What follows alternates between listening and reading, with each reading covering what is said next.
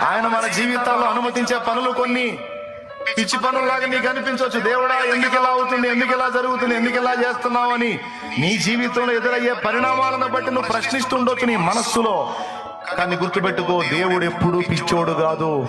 ఒకవేళ నువ్వు అనుకున్నట్టు దేవుడి దగ్గర ఏదన్నా పిచ్చితనం ఉంది అంటే ఆ పిచ్చి కూడా ఈ భూమి మీద అత్యంత మేధావులైన మనుషుల జ్ఞానం కంటే జ్ఞానం గలది.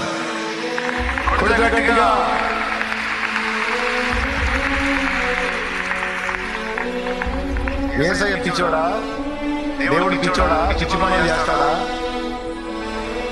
నీ జీవితంలో మరి అనుకోనని పరిస్థితులు, ప్రతికూలతలు ఎదురవుతున్నాయి కదా. దేవుడు నీతో ఆడుకుంటున్నట్టు అనిపిస్తుంది కదా నీకు. దాన్ని బట్టి ఏమనుకుంటున్నావు నువ్వు? ఇప్పుడు చెప్తున్నాను దాని గురించి.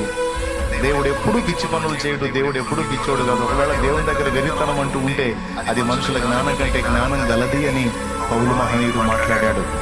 అలాంటి మహాజ్ఞాని అయిన వాని చేతుల్లో నువ్వు నేను మన జీవితాలు పెట్టినప్పుడు మనకి, కుటుంబాలకే కాదు సమాజాలు కూడా దీవెనకరంగా మనల్ని మారుస్తాడు. అలా మార్చడానికి తన అనుభవాల్లో కూడా మనల్ని నడిపిస్తాడు.